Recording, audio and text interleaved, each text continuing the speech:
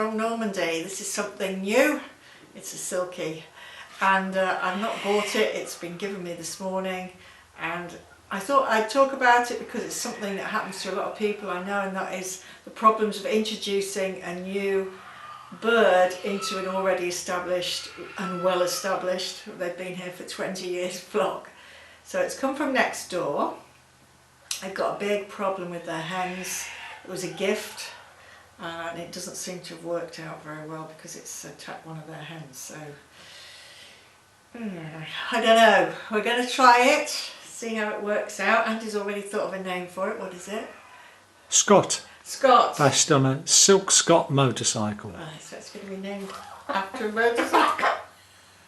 It's already made some really weird noises. You could probably hear the birds in the garden. We're going to take them out in the garden and just, you can see they're not happy at this noise, and that's one of the problems. You might know that Silkies make very funny, they've got a very funny voice. Bit like a frizzle. We've got lots of frizzles in the garden, so that's not too bad. They have been used to hearing him over the hedge, so that might be alright, except they'll know that's where he should be, and you shouldn't be with them as far as they're concerned. But it's all going to be about territory. It's also going to be about recognition, because supposedly poultry can recognise up to 80 faces, 80 individual faces. That's probably a lot more than I can recognise. So by now they probably will recognise that he's not one of their flock.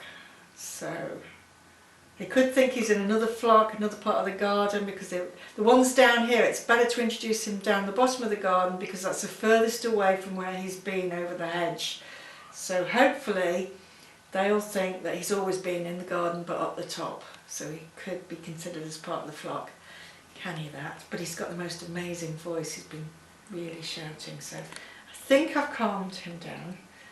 Let's go and see what happens. This is always a difficult thing. I know a lot of people have the problem, especially if you've got a very small flock. When I first started with two sisters who got on really well with each other, as you might expect, two Ardenners, and then I introduced another larger hen, it was mayhem. Even in a big garden, got 1,000 square metres here, so you would have thought they got on, but they didn't. Kept following each other around. So as my flock has expanded, it has got easier to introduce new creatures, but even so, this is a rather strange one.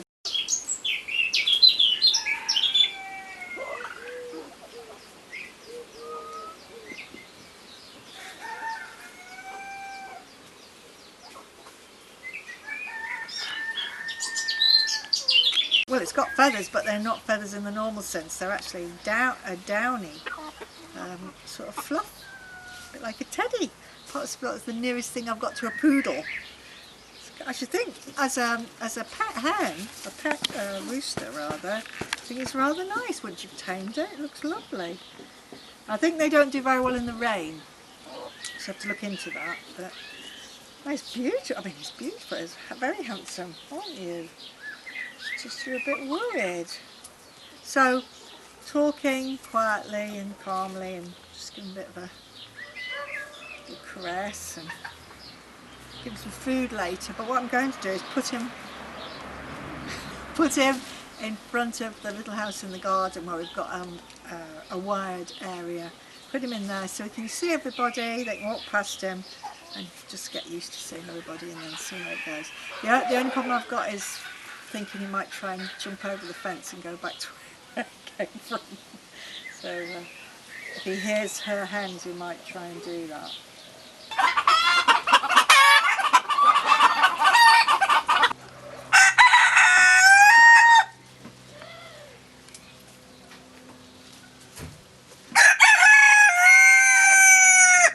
First crow in the garden.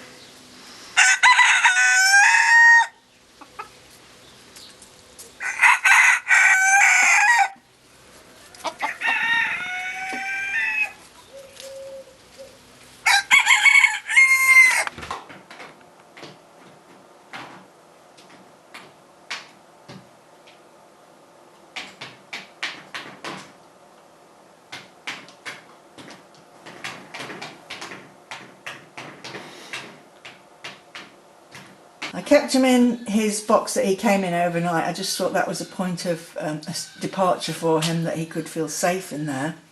So yesterday morning when I got him out, it wasn't so good. So let's hope that having fed him this morning. Oh, there he is. He looks sweet. How are you, Scott? Had a good night? You've been crowing. You were crowing at 6 o'clock this morning and you woke us all up. Right. No. Just. No. It's me, it's Sue. No. He's always probably going to start the day with it. But you don't. You'll be good, won't you? It looks yummy, doesn't it? Ooh. Do you remember the carrot from yesterday? You like the carrot. Still worried about my hand, I think. And the camera. Oh, the camera doesn't like the camera. Oh, well, that's understandable. Well. Is his mouth moving? Because if his mouth... Yeah, well, he's hungry then. He's thinking about it. Oh, good boy.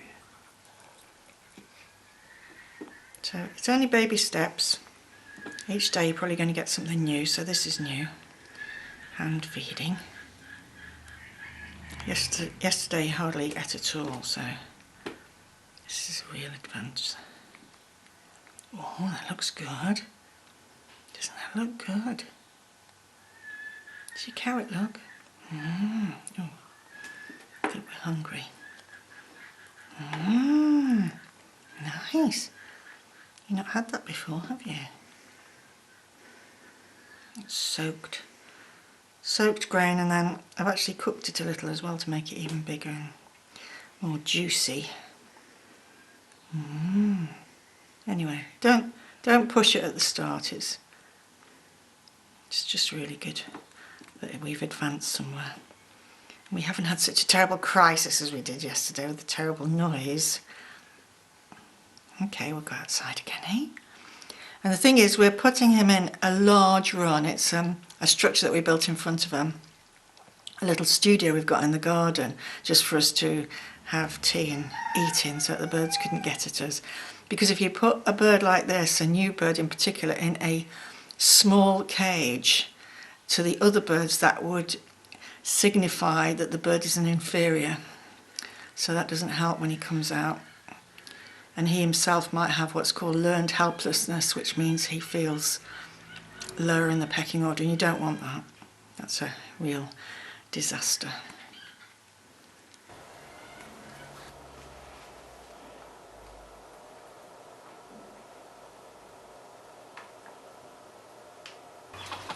It's day 3. He spent the night in the hen house with the other hens for the first time. We can hear him crowing, so he's obviously had a good night. I'm going to go and get him and put him in the same place. Unfortunately, it's raining a bit this morning, so not good silky weather, but where he is, we've got a vine over the top of it and some passion flowers, so will be okay. So let's go and see how he gets on. He's in what we call the walnut chicken coop or hen house because it's under the walnut tree. I've got a lot of friends around me because it's breakfast time. Getting him out early, hopefully, so I'll just go in and see.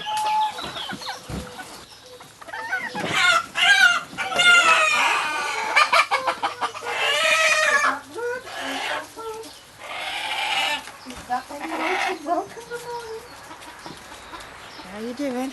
Did you have a good night? Are you coming out? You stay. How are you feeling? Did you have a good night? Oh, was it exciting to be with girlies? Bet it was. You looking good? Oops. He's much more confident now. He's worked this out. This is his territory for the moment. So, yeah, he's looking around. Looking for your breakfast bowl? Bringing it now. It's day 4. We're a bit later this morning. I can already hear some noise in the hen house, but nothing that sounds like anything disastrous, hopefully.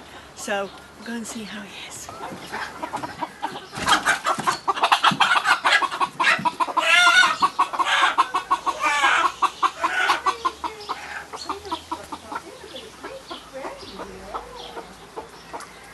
Your best friend.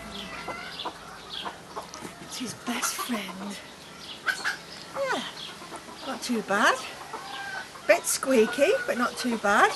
Last night he had, with me, oh, just a hen he's a bit keen on. Last night he didn't eat until he was sitting on my knee, which is a bit strange. It's like he wants to be secure to eat in the evening. Maybe it was just getting a bit dark, I don't know, but he ate during the day. He's got his own bowl now, so let's go and get your breakfast, eh? You feeling okay? Had a nice night? Good sleep? So this is his domain now, and you can hear in his voice, he's quite confident. He's looking for his breakfast because that's where I normally put his breakfast bowl, so go and get him some food. But he doesn't look worried anymore, he just looks interested. And that piece of mossed over concrete there is something he likes to stand on. And for a cockerel, often to crow, that's pretty good, they like to get up a bit higher than ground level. It's quite important for them to project their voice, so that gives him something to stand on when he crows, but obviously he's confident enough to crow on the ground at the moment. Yeah, he's looking for food, that's excellent. So a big improvement from day one, but this is only really about bonding with us. It's not about bonding. It's about feeling comfortable in his environment, but it's also about bonding with us in case there's a problem. That means he'll always come to us. But also, we've started by letting him be with the other chickens and cockerels at night. We've started some sort of relationship with the rest of the flock. So we'll keep going, see how it goes.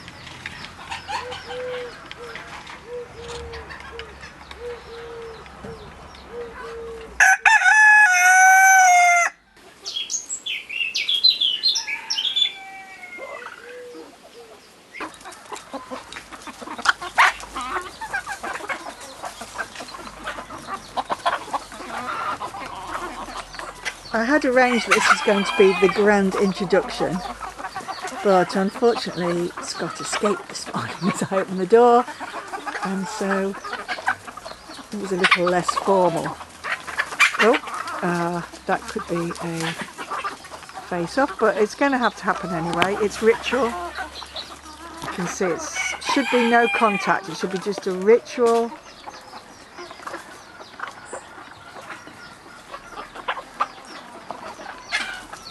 Very impressive. There shouldn't be any contact, there shouldn't be a pecking each other, it should be just ritual. And it's going to have to happen because if he's going to stay at this end of the garden,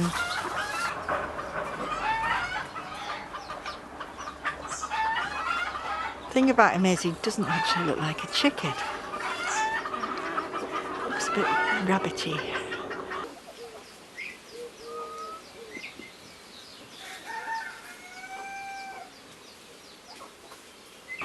So maybe that's a bit confusing too.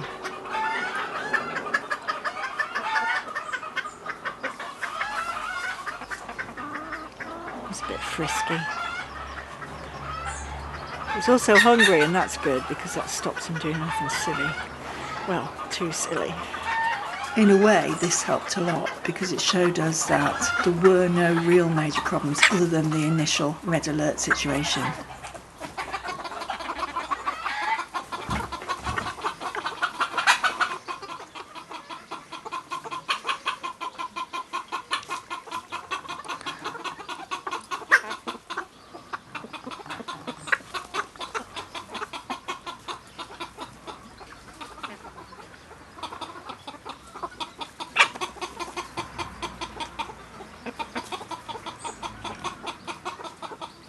Although this was unplanned, it was a very useful exercise for us because it gave us a chance to have a rehearsal and see what might be the problems when we finally let Scott into the flocks.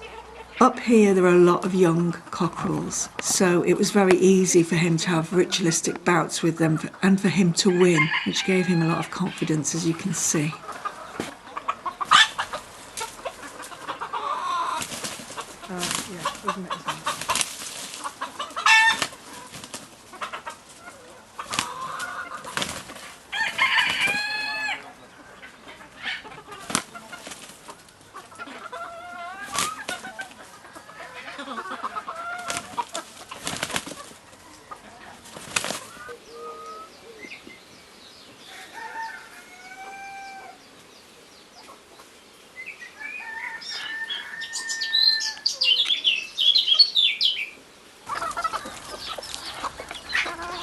That's all you've really got to do with chickens. Any poultry, any birds or animals, you need to observe them. When you observe them, you can analyse their behaviour and you can understand how things work or they're not going to work.